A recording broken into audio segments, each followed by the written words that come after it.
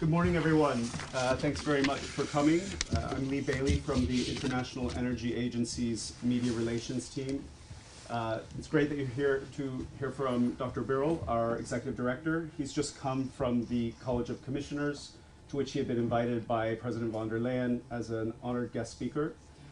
Dr. Birol has very little time this morning, so if you could please make your comments or your questions succinct.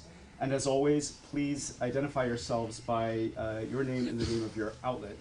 And with that, Dr. Birol will give some short remarks, and then we will move to questions. Dr. Birol. Thank you very much, Lee. Good morning, dear colleagues. It is a pleasure to be back to Brussels. The reason I am here in Brussels is upon the invitation of Madame von der Leyen, the President of the European Commission. I had a productive bilateral meeting with the Madam President discussing the global energy markets, the challenges we are facing today globally, and we also discussed the European energy challenges, including the European electricity prices. And after that, I addressed the college, the commissioners, discuss again the current global energy market situation, but also different European challenges Europe is facing today. I would say it was an extensive and productive day, and I have still some meetings in Brussels, and I thought, following the advice of my colleague Lee, to spend a few minutes with yourselves, and if you have any questions, I will try to answer. Lee, please, over to you. All right. Please, go ahead. Thank you. Kate Adnan with Reuters. Dr. Birol, one of the results of the 2022 energy crisis was that the EU agreed to phase out Russian oil and gas. In your discussions with the EU and European governments, have you discussed whether they should rethink that decision? And what are your thoughts on whether Europe should reopen the door to Russian gas? Thanks, Kate. We'll take a couple questions, please. Ewa Krukowska, Bloomberg News. Dr. Birol, what kind of discussions have you had so far on a stockpile release? Will we see one? What would be the conditions that could trigger it? Elena, please. Hi, Elena Giordano from... Slowly, I'm just writing down the questions. So, yes, please, over to you. Yes, one of my questions is, a topic of discussion is the reopening of the electricity market design. We know the Commission is under pressure from different groups that want to reopen it and some that don't want to. I would like to know what is your view on that, and also because of the situation we're in and the possibility of an energy crisis, many people in Europe would tend to vote, we think, for politicians that offer a very simple solution to lower energy prices. So I would like to get a bit your view on that, and what are the best tools Europe has to defend itself from this kind of scenarios and from an energy crisis. Perfect. It's okay to answer this. Okay. The first question is from Reuters. You are right. The current the crisis in the Middle East in some quarters leads questions about the Russia, whether to go back to Russia or not. Of course, this will depend the countries their own decision. But my personal view is, first of all, one of the Europe's historical mistake was the over-reliance of its energy sources on one single country, which is Russia. And the Commission has announced that as of 2027, they will not import any more Russian energy. To look at this from a broader perspective, we know that the world will receive a lot of LNG to the markets in the next few years from US, from Canada, from Qatar, from Australia. Given the bitter experience Europeans had with Russia, given the very fact that there will be a lot of LNG anyways coming to markets, And the gas markets turning from the markets of sellers to buyers, I think, to look Russia as an alternative option for getting gas will be economically and, in my view, politically wrong. The second question from Eva about our stocks, the stock release. So I should first tell you that today there is a plenty of oil in the market. I repeat, there is a plenty of oil in the market. Our problem is a problem of dislocation. It's a problem of logistics, and this is a serious problem. And it is creating challenges for many countries, and for some countries more than the others. And I know that the several governments are trying to address this serious challenge. In the last few days, I was on the phone with the ministers, many ministers from producing countries, such as the United States, Brazil, Saudi Arabia, Azerbaijan, Norway, Canada, to give you a few examples, but as well as some consuming, importing countries. European Commission today, I am with Madam President and Commissioner Dan Jorgensen, but with UK, with Turkey, Singapore, India, Minister Puri of India, Japan, Korea.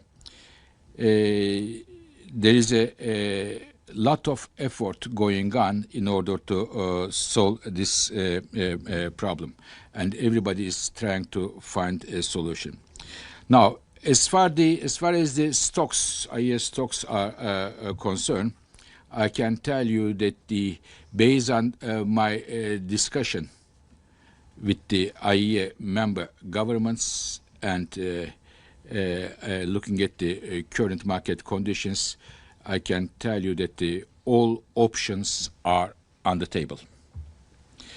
But there are no plans for a collective action at this stage. We are facing a temporary disruption, a logistical disruption. I said, and I repeat, there are no plans for a collective action at this stage. But different countries have different domestic contexts and different domestic options.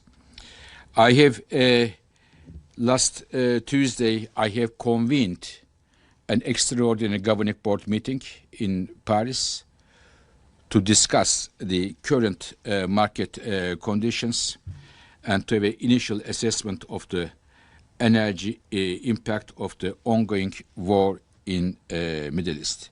We will continue to follow this issue and being active there.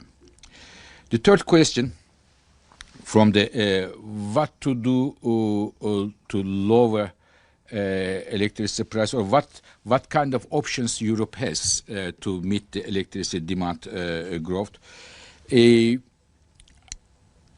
Of course, Europe will still import for its electricity generation natural gas years to come. But I believe it is in the European countries' interest for their energy security and for the sovereignty of the European countries to make more of their renewable energies, solar, wind, and others, and making a strong comeback for the nuclear power. This is something that after the Russia's invasion of Ukraine, it get an important boost, and I hope that we will see a continuation of this trend, both renewables and the nuclear power should be the pillars of the European electric system. And again, we will definitely use gas as well. Let's see, Ian, please. Thank you very much. Ian Johnson from the Financial Times. Oil is about $80 per barrel at the moment. Do you think that's a reflection of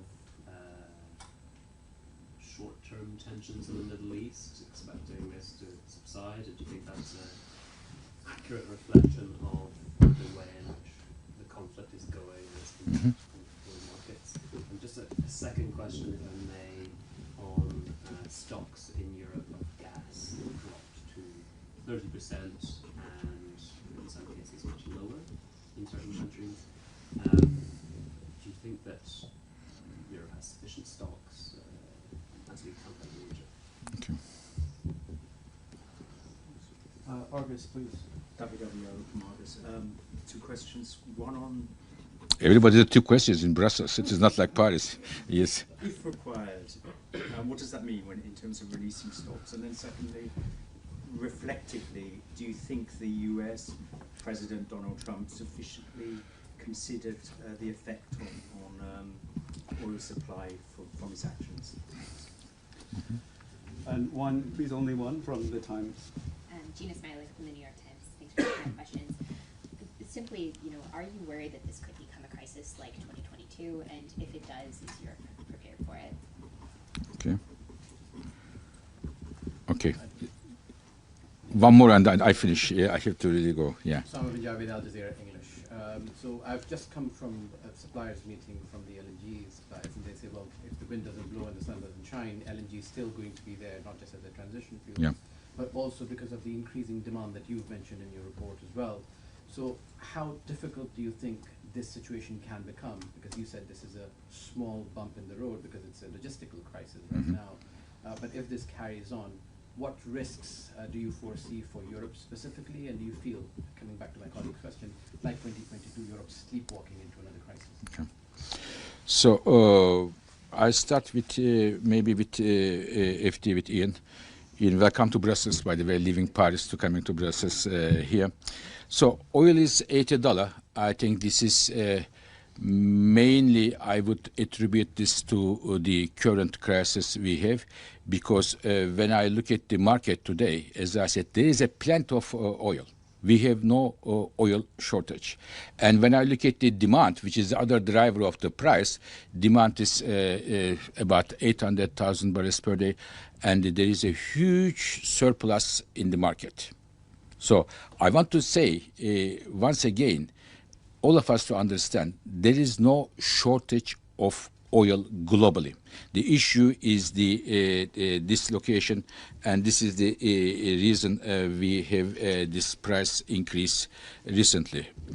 Now, for gas, in fact, gas is another story than oil, because for gas, the bulk of the gas going from Middle East is destined for Asia. And the implication for Europe would be, if the crisis continues this way, the Asian buyers and the European buyers will need to compete for the LNG, which will get scarce and scarce. So this will be the challenge for European countries if the crisis continue in the next days or weeks to come.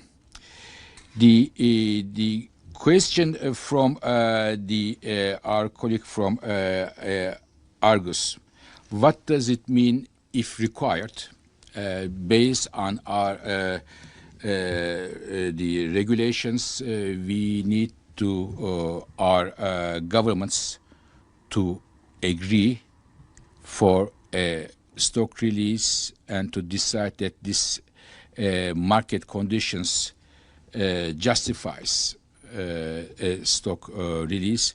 But once again, at this stage, we are not there. There is no, at this stage, any plans for a collective action at this stage we speak. Now, with the question about the U.S. president, this is a issue that I focus more on the energy issues, which brings me to the question on the last question on the LNG. And our colleague from Al Jazeera coming from the LNG producers meeting. As I said, dear colleagues, there will be, we expect in the next 5 years, a huge amount of LNG wave, about 300 BCM of new LNG coming. Just think about this. The LNG industry is a industry for 3-4 decades. What this industry has built in the last 3-4 decades, the half of it will hit the markets in the next 5 years. This would mean that there will be a lot of LNG. This would mean there will be a downward pressure for the prices, and most importantly, 75% of this LNG will be flexible. So I believe this would open the doors for the US LNG, Canadian LNG, Qatari LNG, and Australian LNG to be a part of the energy mix in Europe, of course, in Asia and the rest of the world. Of course, we will look at these LNG markets much more clearly after this crisis is over, but the projects are going on, and there will be plenty of LNG coming to the markets. I think that's all we have time for today. Thank you all for coming. And if you have any follow-up queries, please contact the press office at the IEA. Thanks a lot. Thank you. Bye-bye. Thank you. Thank you.